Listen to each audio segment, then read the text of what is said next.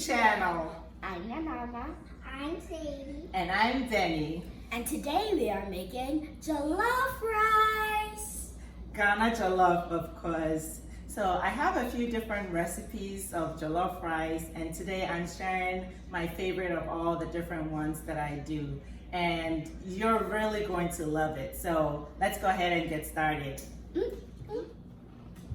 All right, so the ingredients you will need are 1 large white onion, 1 large red onion, 2 large bell peppers, about a cup of baby carrots.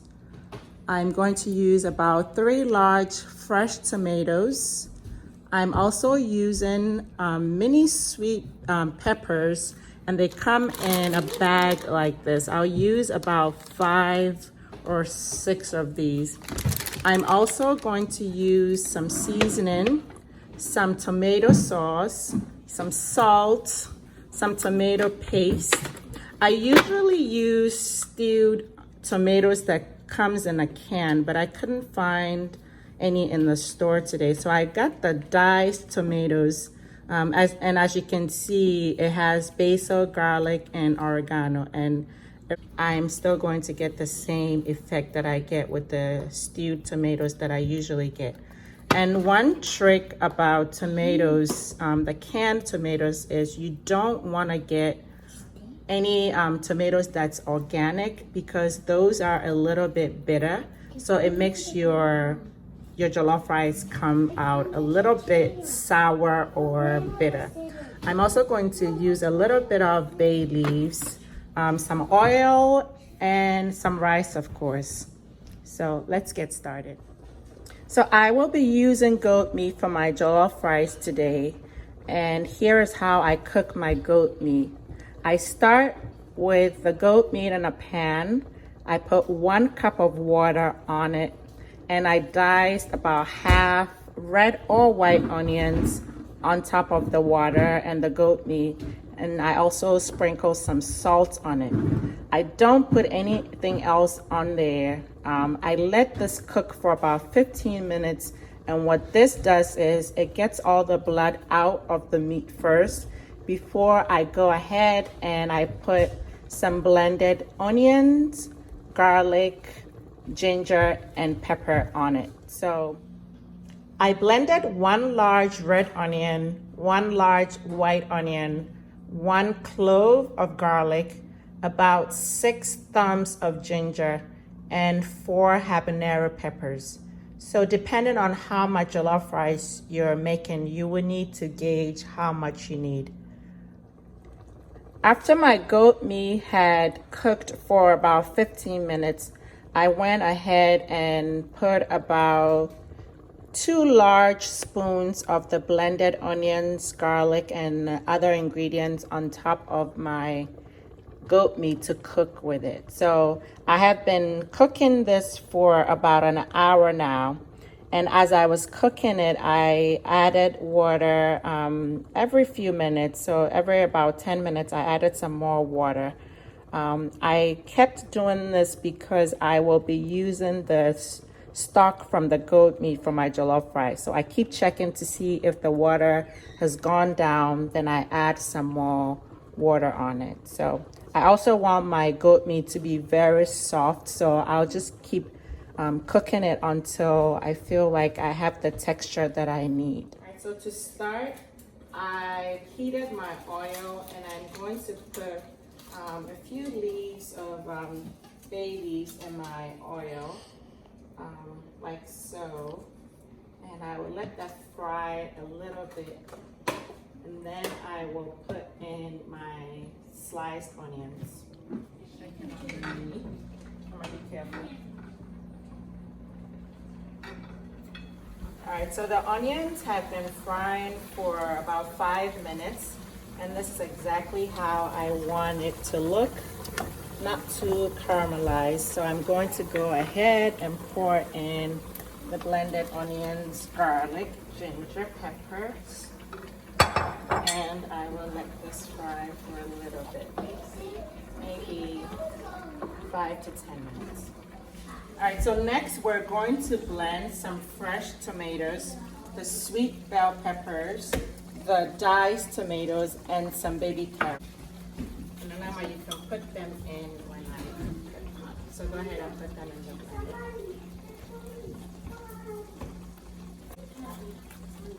So if you can't find these mini sweet peppers, just use regular sweet bell peppers, and it works just the same way.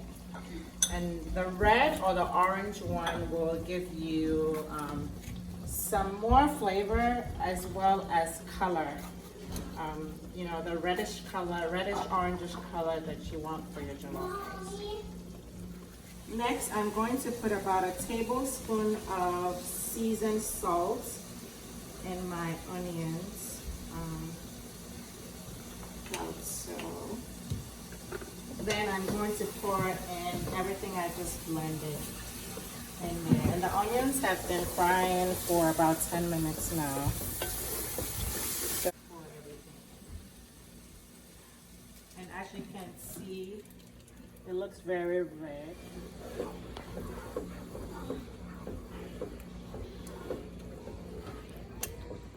Alright, so I'm going to let this fry for about 15 minutes and then I'll come back and check on it.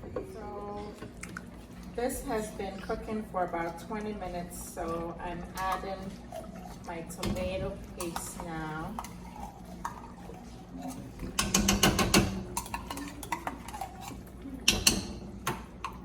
This is about 5 tablespoons of tomato paste.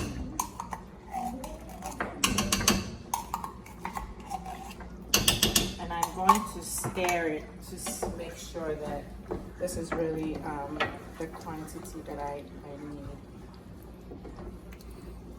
And if it's not enough, after stirring, so I added 1 more can of tomato paste and I'm adding 1 cup of tomato sauce. I think that's all I need. I don't need any more tomato sauce. All right, so my goat meat is all done. I think I actually overcooked it a little bit.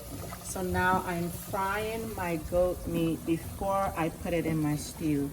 I've also added some salt into my stew, and now I'm going to grate about half a piece of fresh nutmeg into my stew. So just whole one. And if you have fresh nutmeg, use that as opposed to the already grated one in a can. This makes your jollof rice smell and taste good. Alright, so.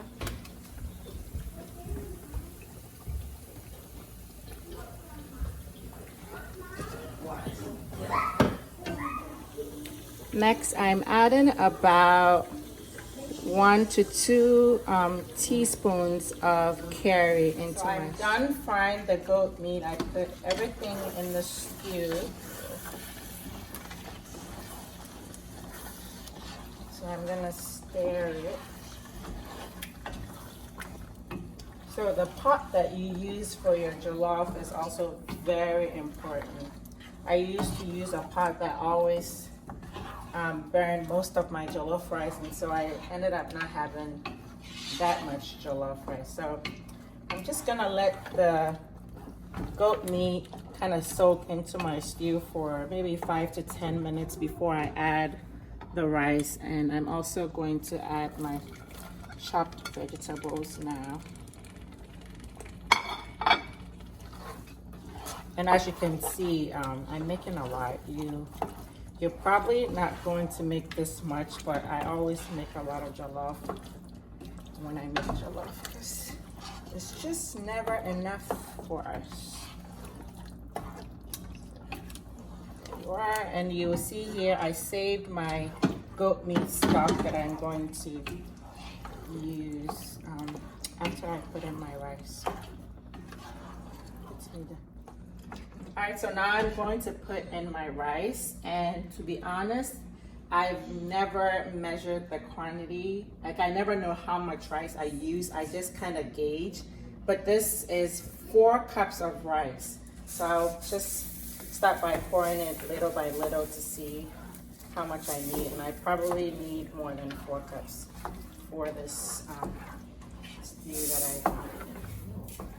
So I'll stir, and then I'll see if I need some more. Yep, I definitely need some more. So total, I've used 5.5 cups of rice. And I'm now going to pour in my goat stock, and I'm just gonna gauge. So I might not need all of it. So as I'm pouring it in, I'll just stir and see.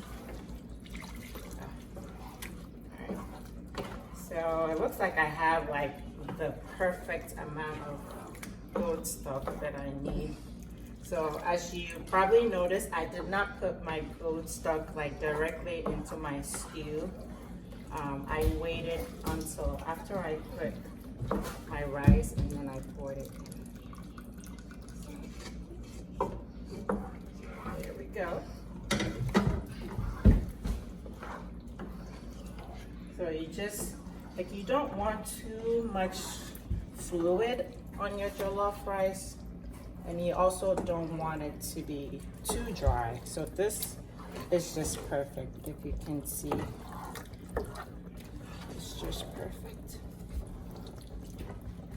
So now I'm going to taste to see if I need some more salt, and it could use a little bit salt. So I will just sprinkle some salt on here. And I will stir. And the trick is to check on my jollof rice every 10 to 15 minutes. I don't want the jollof rice to burn at all, so I will check on it every few minutes. You don't want the heat to be too low or too high. All right, so the jollof has been cooking for a little over 20 minutes, and I've been stirring every 10 minutes. I've also just covered the jollof rice with a plastic wrap. This is going to help all the steam from the jollof rice to stay in there and cook the rice very nicely. All right, guys, the jollof is all done, and there you have it.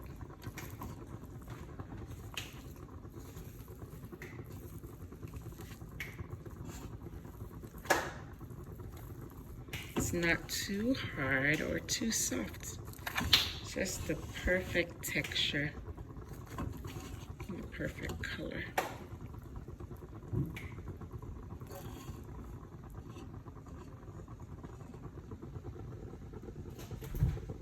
Thank you guys for watching our video. Sadie.